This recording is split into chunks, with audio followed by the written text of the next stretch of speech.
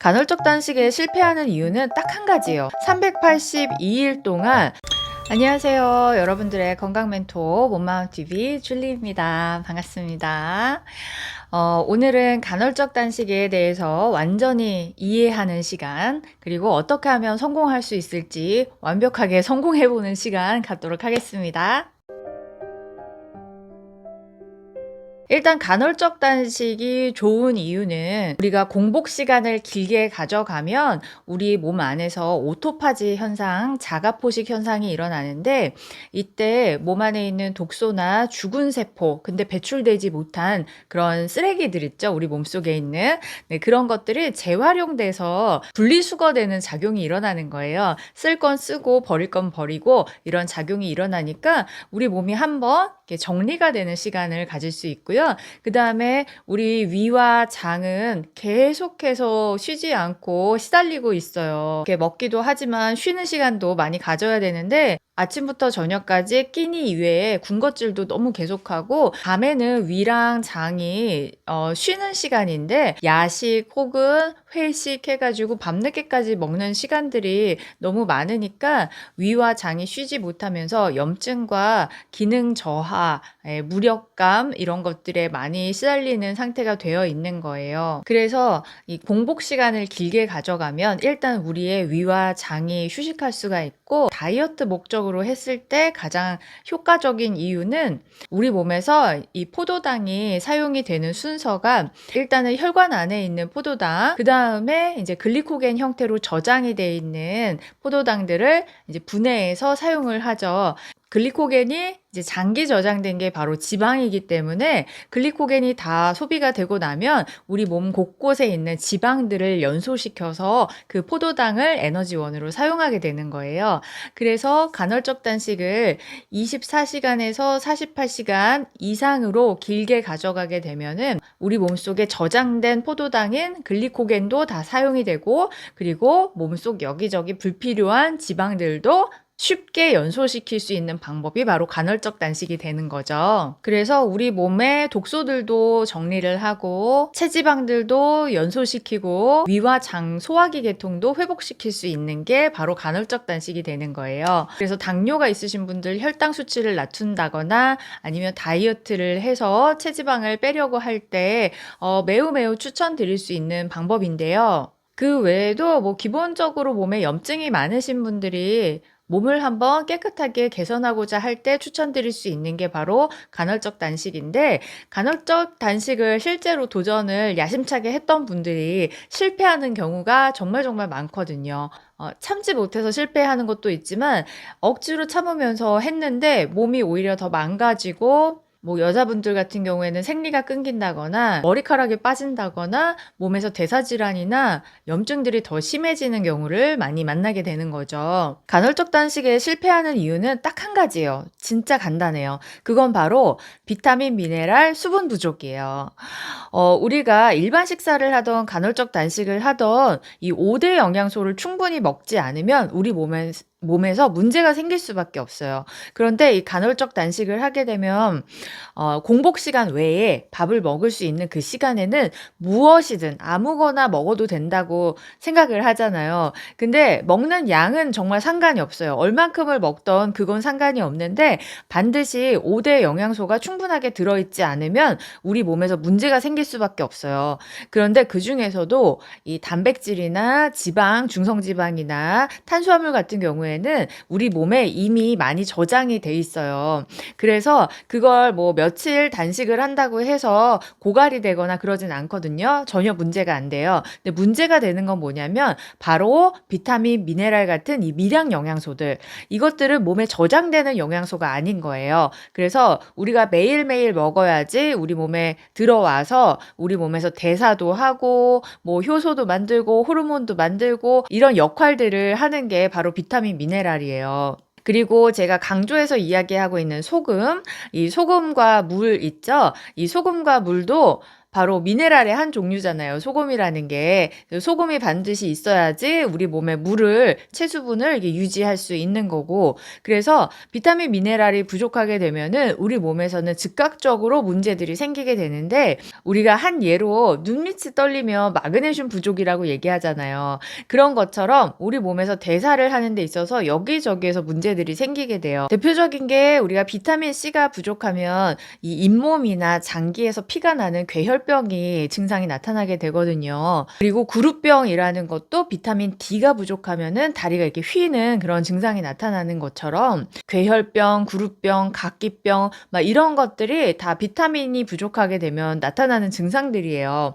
이것처럼 한 가지 비타민만 부족해도 우리 몸에서는 이렇게 심각한 증상들이 나타나게 되거든요. 비타민 미네랄은 우리 몸에서 합성이 될 수 있는 것들보다 반드시 음식으로 섭취해야만 하는 그런 비타민 미네랄들이 훨씬 많아요. 그래서 결핍이 되면 반드시 우리 몸에서 대사가 좋지 않거나 염증이 더 많이 생기거나 면역이 떨어지거나 활력이 떨어지거나 이런 문제들, 대사 증후군이 즉각적으로 나타나게 돼 있어요. 그래서 간헐적 단식을 하면서 밥을 먹을 수 있는 시간에 그냥 뭐 피자나 햄버거나 빵이나 과자나 그냥 이런 걸 먹었다라고 한다면 비타민 미네랄이 계속해서 결핍이 되면서 면역이 더 떨어지고 뭐 머리카락이 빠지고 피부가 건조해지고 여자분들은 생리가 끊기는 그런 일까지 일어날 수밖에 없는 거죠. 그래서 간헐적 단식을 하던 일반 식사를 하던 제일 중요한 게 비타민 미네랄 섭취, 그중에 또 소금, 염분 섭취와 수분 섭취, 하루 2리터에 0.9%를 맞춘 충분한 수분과 소금을 섭취하는 거 너무너무 중요한 거예요. 그 유튜브에 이 검색을 해보시면 이 영상이 있어요. 382일 동안 물하고 비타민 미네랄만 먹고 단식을 한 사람의 영상이 있거든요. 근데 이 사람은 382일이면 1년이 넘는 시간 동안 다른 음식, 일반 음식은 일절 먹지 않으면서 물하고 비타민 미네랄만 먹은 거예요. 근데 이 사람이 어떻게 됐을까요? 네, 건강상의 문제가 하나도 안 생겼고 굉장히 과체중인 사람이었는데 날씬하고 적당한 몸으로 잘 유지가 됐고, 단식이 끝난 이후에 일반 식사를 했을 때도 요요가 전혀 오지 않고 오히려 이 단식을 통해서 굉장히 건강해졌다고 해요. 여기서도 알 수 있듯이 우리가 탄수화물이나 단백질이나 지방은 꽤 장기간 섭취를 안 하더라도 우리 몸에 과잉되게 저장이 돼 있기 때문에 몸 안에서 재활용을 할 수 있는 그런 영양소들이고, 비타민 미네랄과 수분 섭취만 꾸준하게 잘 해주셔도 몸에서 대사하는데 전혀 문제가 없다라는 이야기예요.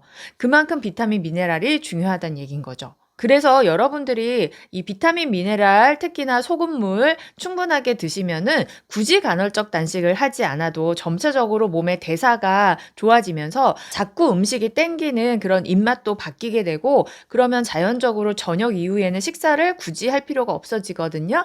그러면 자연스럽게 12-12 단식을 하게 돼요.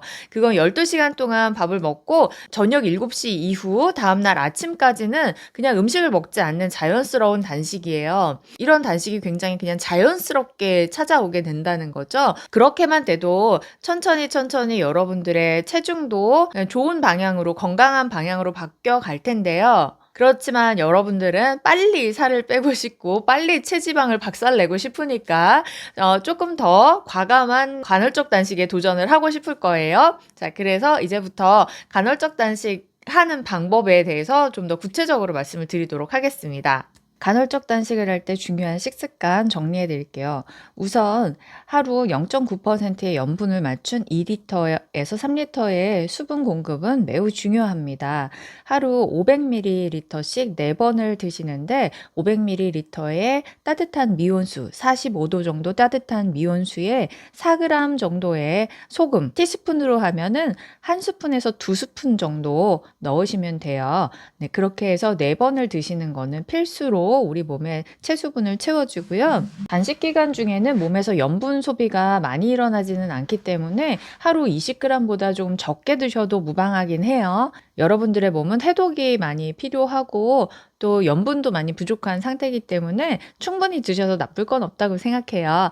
그래서 소금물 하루 2리터 드시는 거는 계속 꾸준히 드셔야 되는 거고, 그다음에 비타민 미네랄 섭취가 매우 중요해요. 비타민 미네랄은 계속해서 사용이 되는 영양소고, 몸 안에서 부족할 때 뼈 같은 데서 이렇게 꺼내다 쓰는 게 바로 비타민 미네랄이에요. 그래서 부족해지면 안 되는 게 바로 비타민 미네랄이니까 중간중간에 식사를 하실 때 꼭 야채나 과일이나 이렇게 비타민과 미네랄이 풍부한 그런 식단을 꼭 하시고, 그걸로 부족해요. 우리가 평소에도 부족해 있기 때문에. 네, 그래서 간헐적 단식을 하실 때는 반드시 영양제를 드시는데, 이때 비타민 미네랄, 비타민 A, B, C, D, E, K와 식물 미네랄이 풍부하게 들어있는 좋은 영양제를 잘 찾아서 그 보충제를 꼭 같이 드시는 거를 권합니다. 그래야 실패하지 않고 좀 쉽게 편하게 이 간헐적 단식을 잘 하실 수가 있어요.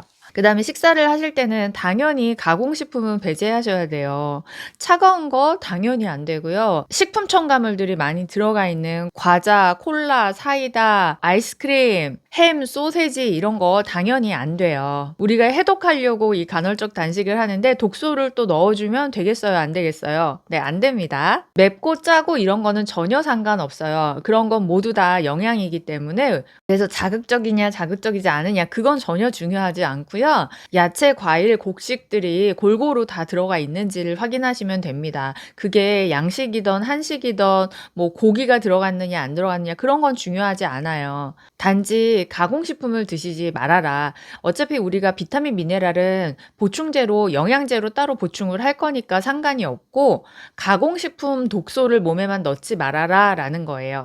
자, 이런 기준을 명확히 하시고 그 다음에 간헐적 단식 그러면 어떻게 실천하면 될지를 말씀드리겠습니다.